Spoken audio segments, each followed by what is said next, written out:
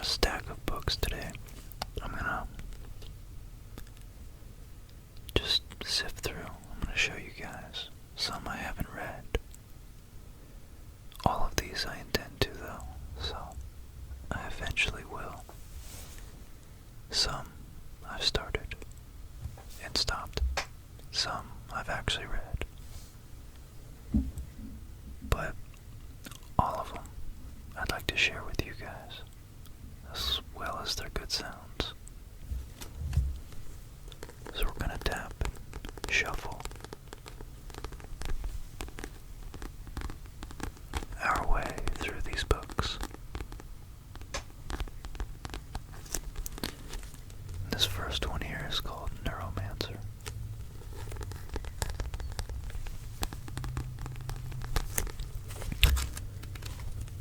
And when I read it, I quickly realized how much the Wachowskis relied on this book to make The Matrix.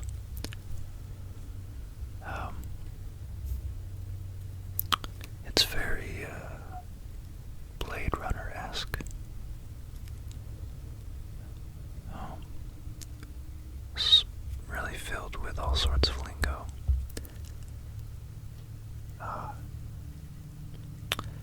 Honestly, it's been so long, but I just remember thinking to myself how many little ideas they got. The one prominent one I do remember is that they jack in to a thing called the Matrix. So if that isn't an indicator, then I'm not sure what else they could have really grabbed that from, other than I don't know, one of the early 20th century physicists. But this book is it's definitely a fun read. It's heavy on the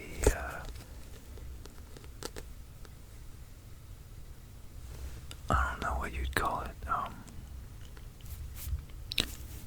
Yeah, it's obscene. It's obscene in a fun way, so I'd highly recommend it. It was recommended actually by Professor Rick Roderick in the philosophy videos.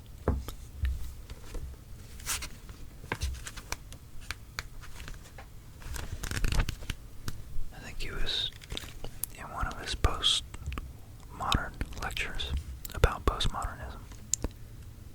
He mentioned that it was a good art piece reflecting the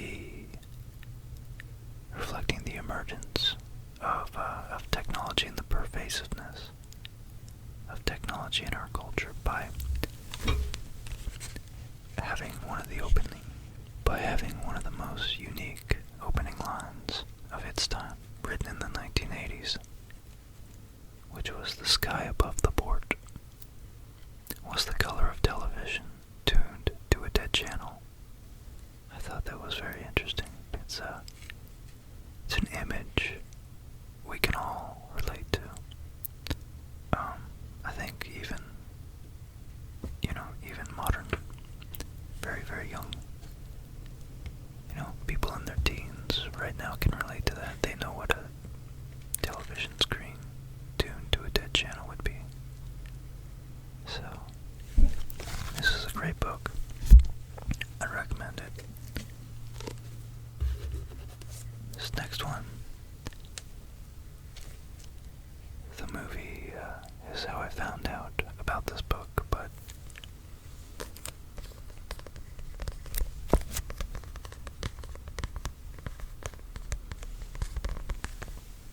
it was highly influenced. It was a really, really faithful adaptation of the book. The movie was.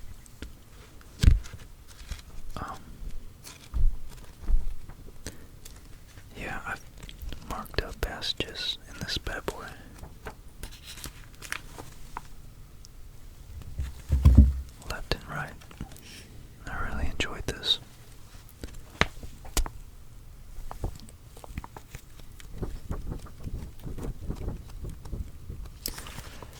I got a lot out of it, I guess, because I could relate to the character pretty well. And I learned not to die alone in a bus in Alaska, so there's that. Definitely, well, all of these are recommended, at least the ones I've personally read.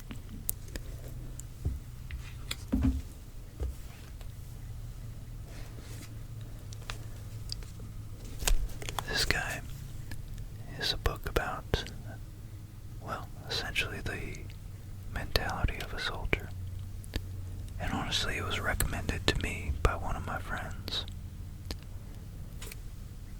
who was over deployed in Iraq, Afghanistan. And I haven't read it. Honestly, I think I read the first couple pages of it, but I heard it was really, really, really a good book. When I was picking his brain about the psychology of being a soldier, he recommended this to me as probably one of the best insights into how he felt, at least as a soldier over there, and what you go through and the mentality and the camaraderie and the drama that you go through over there. So by being surrounded by death. So I do intend to read this at some point, but I don't know why I actually ever put it down, but I guess I'd recommend this one too.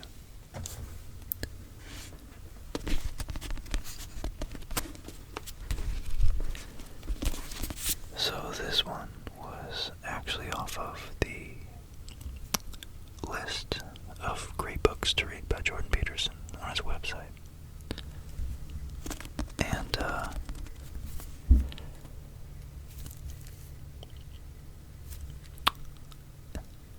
this is a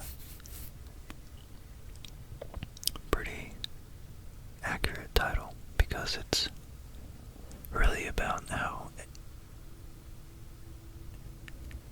an everyday object, a seemingly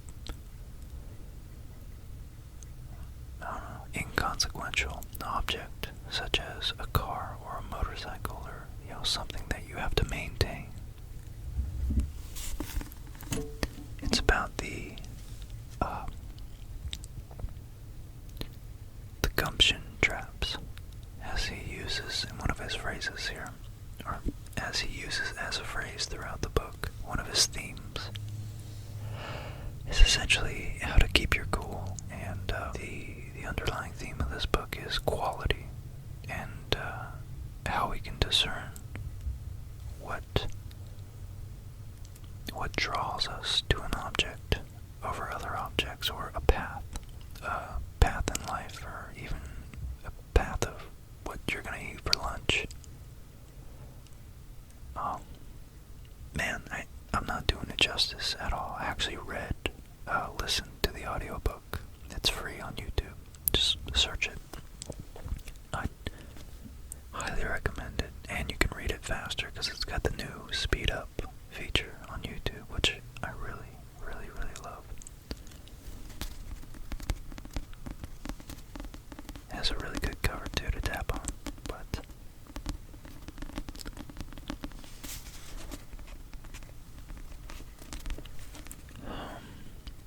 yeah, I think this book is it's really the way I just described it made it seem like it's a very dry opinion on how to live, but it's actually a really realistic, and I think it's partially realistic, an analysis of someone's psyche who's gone through a mental psychotic breakdown. And the main character has split into two personalities. And he was essentially a genius that was so wrapped his own head, that he psychotically broke down, mentally broke down, and became a new personality who could actually view and look and analyze the old personality from a distance as though it doesn't exist anymore or is deeply, deeply suppressed. I'd like to actually do a whole episode, Whispering Spirit, if you're watching this. I know it's been a while, but yeah, about a month ago, maybe 2 now, I don't know. We were talking about this book, and she read it, or listened to it, I don't know. And had a lot of interesting stuff to say about it, so I'd like to respond to her at some point and make a whole video about this one.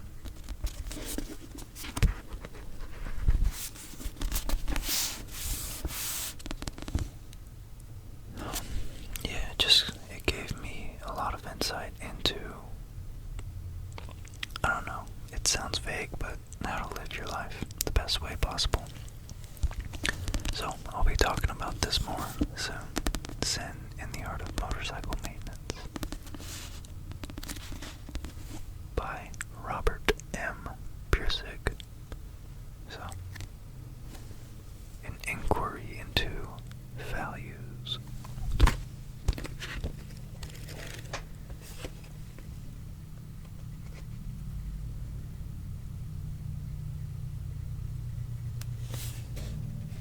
Yeah, here you go. I just randomly flipped to this page, and this is some of the little tidbits that this book is littered with. Because it's essentially the main new personality of the protagonist. Has flashes of insight while he's on this long cross-country motorcycle trip with some friends and his son. And he has flashes of memory of the mindset and the things, the actual things, so he actually forgot a lot of what the previous personality he calls Phaedrus knew and was absorbed by. So you can imagine that it's very realistic, because if a train of thought or a compendium of ideas that led you to have a psychotic breakdown by trying to think and comprehend reality,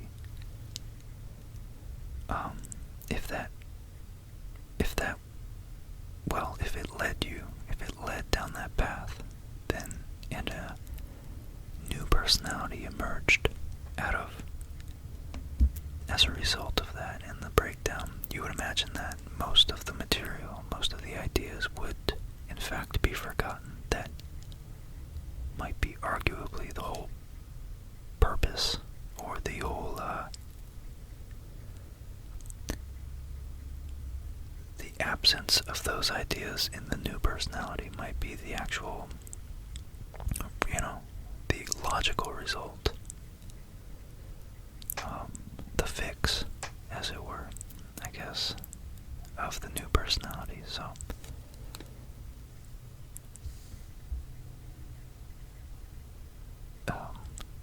the narrator is really just going through what he thought the train of thought of his old personality Phaedrus was. He says he used the number 0 as a starter. 0, originally a Hindu number, was introduced to the West by Arabs during the Middle Ages and was actually unknown to the ancient Greeks and Romans. How was that, he wondered? Had nature so subtly hidden 0 that all the Greeks and Romans, millions of them, couldn't find it? One would normally think that 0 is right out there in the open for everyone to see. He showed the absurdity of trying to derive 0 from any form of mass energy, and then asked rhetorically if that meant that the number 0 was unscientific. If so, did that mean that digital computers, which function exclusively in terms of ones and zeros, should be limited to just ones for scientific finding the absurdity there. He then went on with other scientific concepts one by one, showing how they could not possibly exist independently of subjective reality. He ended up with the law of gravity. And the example he gave John and Sylvia and Chris, that's his son, on the first night of our trip. If subjectivity is eliminated as unimportant, he said, then the entire body of science must be eliminated with it. This refutation of scientific materialism, however, seemed to put him in the camp of philosophic idealism, with Berkeley, Hume, Kant, Fichte, Schelling, Hegel, Bradley, Bosanquet, good company, all logical to the last comma, but so difficult to justify in common sense language. They seemed a burden to him in his defense of quality rather than an aid.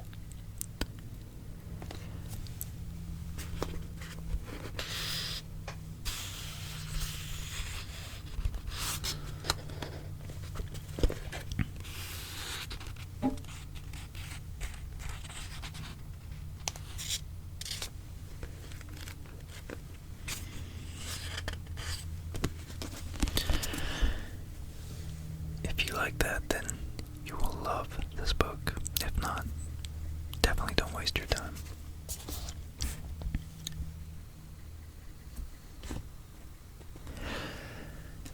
This next one is,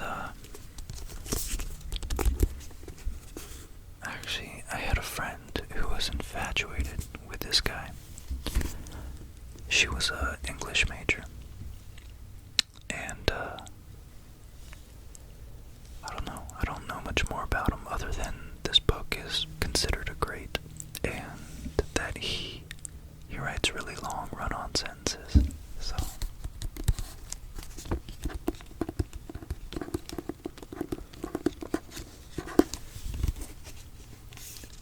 But yeah, as you can see, I got this apparently $16 book for $129 at the Goodwill. So yeah, I don't know when apparently great books pop up at the Goodwill. For under $2 I usually buy them, so maybe at some point I'll get around to reading this one.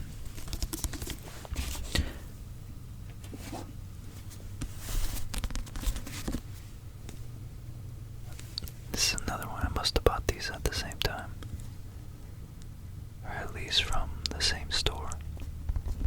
This one was a couple cents more expensive, probably just because it's thicker. I don't know. But it's brand new. It actually looks like it hasn't even ever been opened. And I've actually never opened this book myself, so I just noticed that someone has a bookmark in there of the actual city, I guess, St. Petersburg, Russia. So I'm assuming that's where this book takes place. I know it's Russian. But yeah, I actually got this book maybe a year or two before I discovered Jordan Peterson, and anybody who's listened to even one of his lectures knows that he references Raskolnikov's, the main character protagonist's situation, as a extremely realistic example of what it's like to live without a sense of God, or at least without a sense of morality. You know, if you don't think that there is a fundamental, a hard line in morality that you cannot cross, or that you should not cross, then this is apparently the logical conclusion of that line of thought. So Peterson says that the first 100 pages are really a slog to get through, to get to the action, as it were, I guess. But I don't know, he talks about Dostoevsky as one of the greatest writers, so I definitely want to eventually start reading. I'll get to him at some point, I'm sure. It's just a daunting book, you know.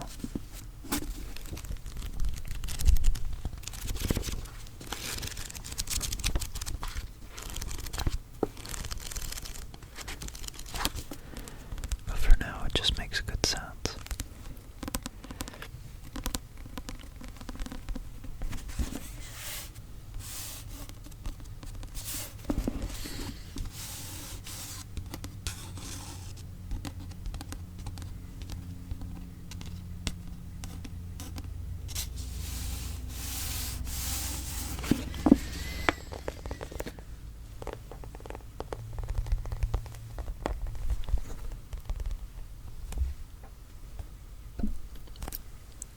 For some reason, someone decided to, I guess this was an old library copy. I forget where I even got this book. Actually, I ordered it offline, but I forget how long ago I got it. It's a really, I'm almost halfway through it. I'm just about halfway through it, and I haven't quite figured out the plot yet. It's about a big family who is a very eccentric family of children, and they're on game shows all the time, and each one of them went off in their lives to do something extraordinary, or extremely unique and untraditional, if not extraordinary. And they're all very intelligent, and the first 30 or 40 pages is about Franny. I think. I forget which one is which, actually. Hold on.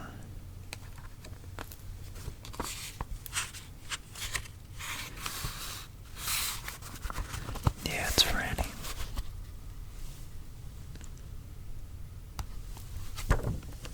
And then it switches to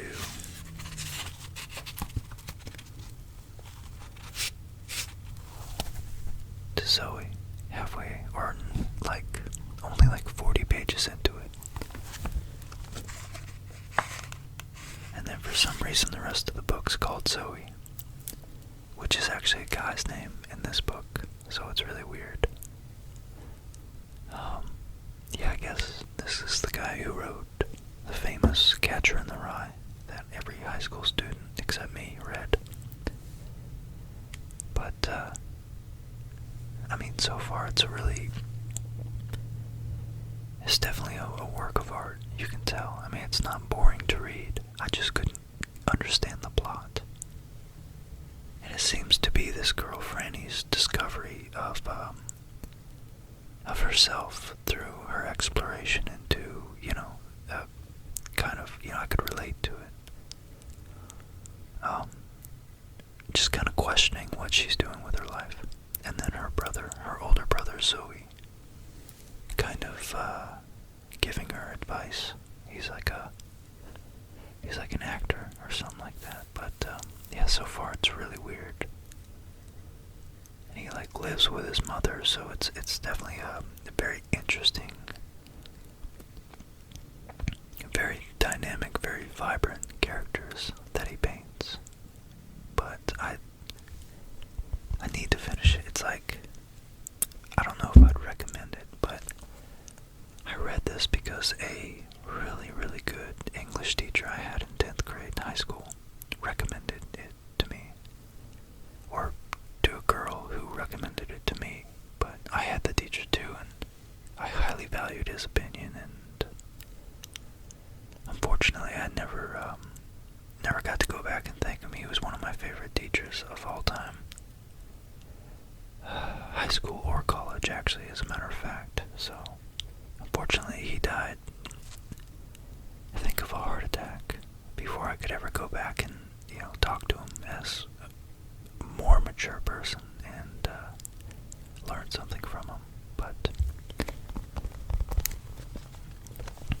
anyways, this was a cool book. It is a cool book. I'll let you know when I finish it, whether it's really worth the whole read.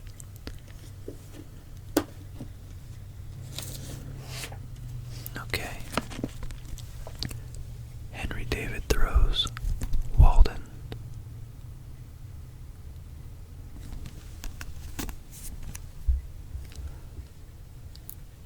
I went to the woods because I wished to live deliberately and not.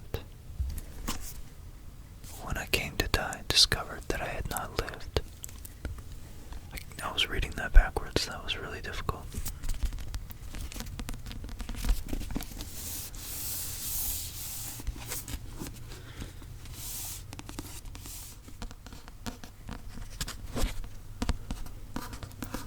This book seems like it's going to be a great read, but I don't know, it's old, and I haven't gotten around to it. If you guys have followed this channel for more than a couple episodes, you can probably see that I take a while to read any given book, so, because I like to go through it, and, I don't know, I like to mark up my books, and so I can go back and just maybe see some insight into my past self, because with any luck, I'm always changing, and my perspective is always changing, but again, with any luck, deepening as well, so I'd like to see how much I've grown by looking at the things I thought were insights or my little perspectives when I'm reading a book, so that's why it takes me a while, usually.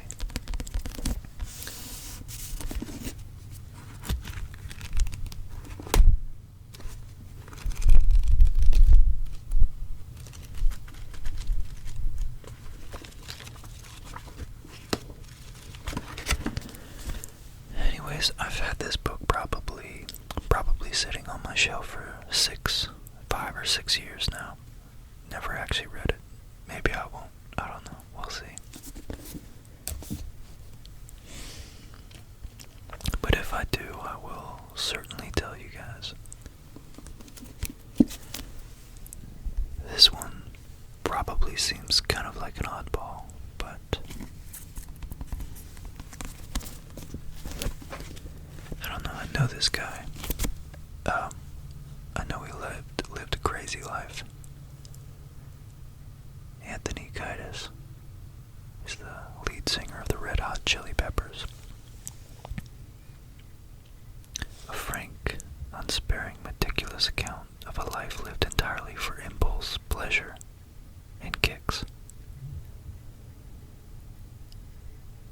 So yeah, if anything else, I'm sure there's going to be some really, really entertaining, interesting, educational anecdotes in here about his life.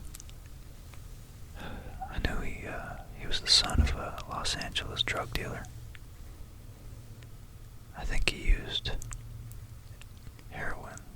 I mean, he definitely dabbled in some drugs. So, anyways, he seemed like a rager and someone who's got some interesting stories to tell, so for 79 cents, I feel like that's worth a couple stories.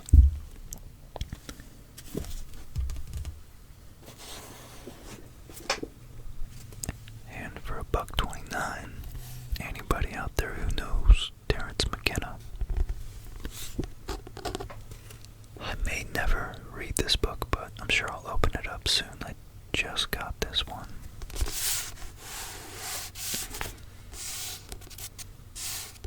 I just got it like a week or two ago. And, I don't know. I've done mushrooms once or twice, and it's definitely a life-changing experience because it makes you perceive things so drastically different than you normally do.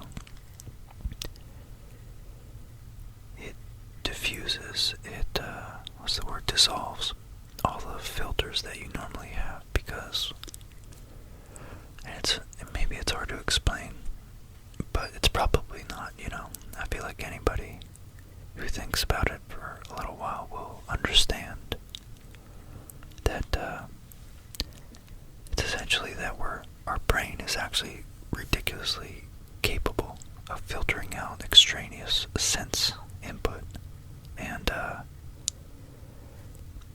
essentially the psilocybin dissolves a lot of the filters, so you're experiencing a lot in the sense of it can get overwhelming if you're in a really hostile environment, but if you're in a very tranquil, safe environment, much, like ASMR tries to create, at least I do,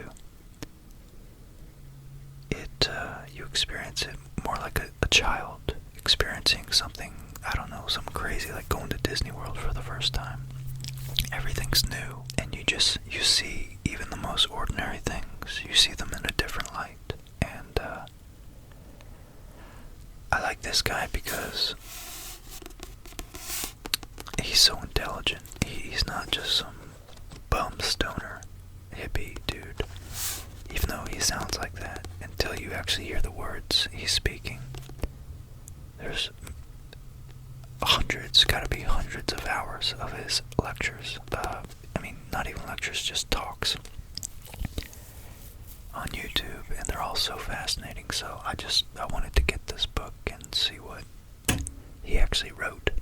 See if it was any more insightful or entertaining than, which would be hard, than his actual talks that he gives. But anyways, I think he was a really phenomenal guy, and it's too bad. I think he died of cancer, at a relatively young age. So, I'm not a huge proponent of just haphazardly doing drugs, but at the same time, I'm a hypocrite if I say don't, because I drink coffee every day, a lot of it.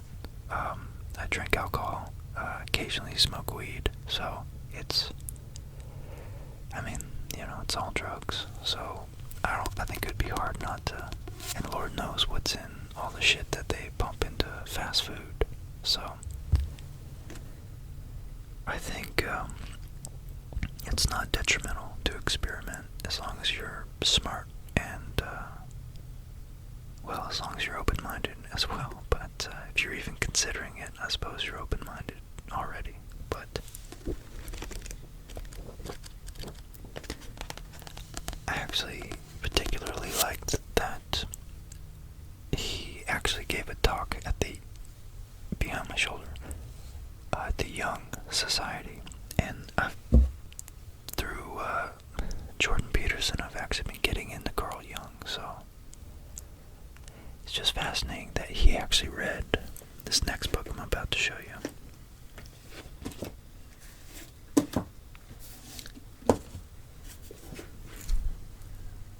Aeon by Carl Jung. So he read that book, which it's pretty daunting. I'm like 10 pages into it, and I put it down just because it's so it's relatively technical for me as someone who's never academically, professionally studied psychology, other than a high school class that I once took. You could tell it's very, it's what's the word? He's very scrupulous in his research, because he's researching stuff that's really can't be, it's very hard to reproduce scientifically as a, it's the human mind trying to understand itself, essentially, so it's crazy. But, if anything, I just don't think drugs should be, especially natural ones like marijuana and mushrooms, psilocybin, should be dismissed so easily. So, I don't know. To me, this might be an interesting read. We'll see. And, yeah, this book here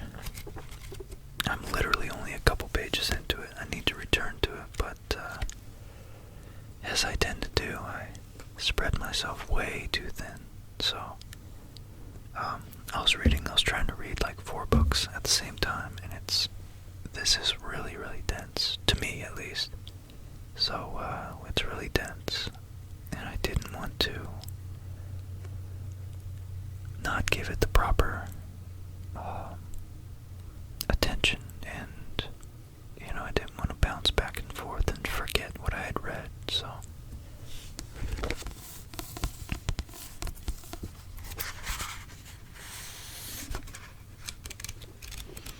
Let's see if I wrote anything insightful here.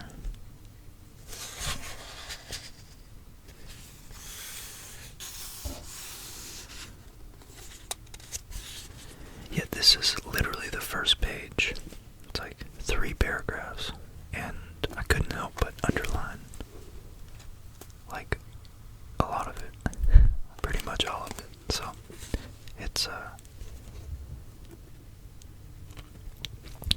he's trying to define the ego. We understand the ego as the complex factor to which all conscious contents are related. So I think it's fascinating that he defines a lot of psychic phenomenon like ego and somatic and unconscious as not explicit and isolated, but as only in relation to other psychic phenomenon. So the ego is a complex, or the complex factor to which all conscious contents are related. The relation of a psychic content to the ego forms the criterion of its consciousness,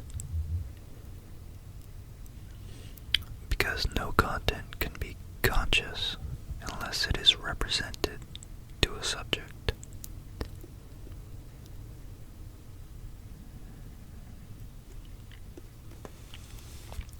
Theoretically, no limits can be set to a field of consciousness, since it's capable of indefinite extension. Empirically, however, it always finds its limit when it comes up against the unknown.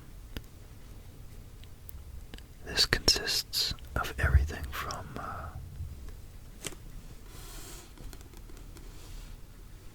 everything we do not know, which therefore is not related to the ego as the center of the field of consciousness. The unknown falls into 2 groups. So we have the ego,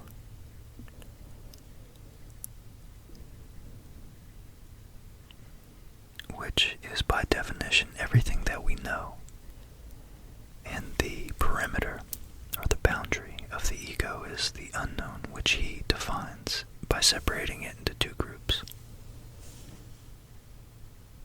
the outer and the inner. So we have an outer limit of consciousness and an inner limit, those of which are outside can be experienced by the senses, and those which are inside are experienced immediately. The first group comprises the unknown in the outer world, and the second, the unknown in the inner world. And we call the latter the unconscious. So what he calls the ego's, or not the ego's, but our psyche's unconscious is the inner limit of our knowable psychic phenomenon, I guess. Yeah, to me, I don't know, that's so cool. I'd like to look and verify it more, but of course, I got Jordan Peterson's new book here, but I want to get his old one, Maps of Meaning, and go through that, because that's more of a scientific book and more detailed. But I thought it was always really, really captivating when Jordan Peterson talks about the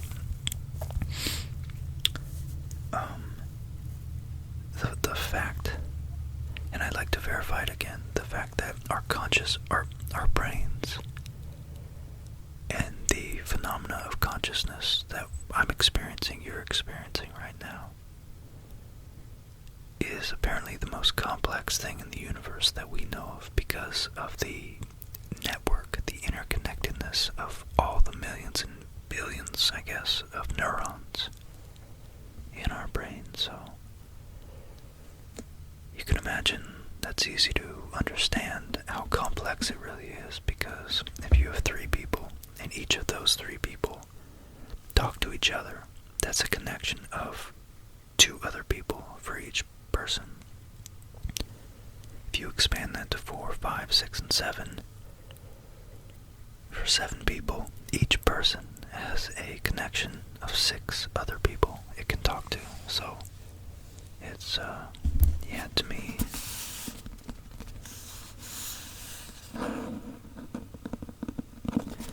it's just really, really fascinating that we might possibly be the most complex things in the universe. And, you know, we are the universe in that sense. So, anyways, this last one is the origins and history of consciousness, which I really was trying to read this, and Jordan Peterson's book, and this guy at the same time, and I was getting overwhelmed because they're all so related that I was confusing books, and so I'm gonna finish this book. I'm about 2/3 of the way through right now, so yeah, with any luck I'll finish it within a month, because I'm really trying to pick up my pace. But so yeah,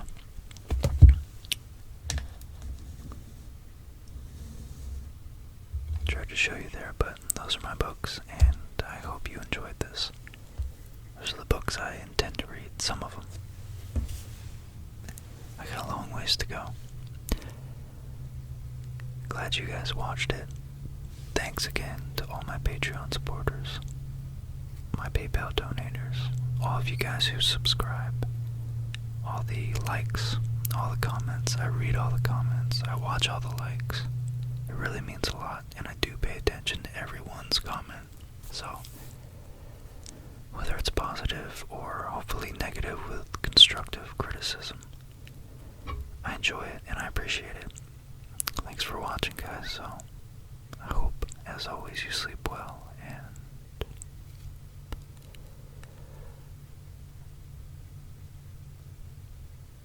I'm trying to think of what I might be putting out next. I might do my MRE. So, yeah, look forward to that. And I only did that because someone keeps commenting about the MRE, and I do want to do an episode, but I feel like it's going to take a while to finesse all that and actually cook it and eat food. So it's going to be a little bit different to film, but I think I'll like it. So, thanks again, guys, and as always, sleep very, very well.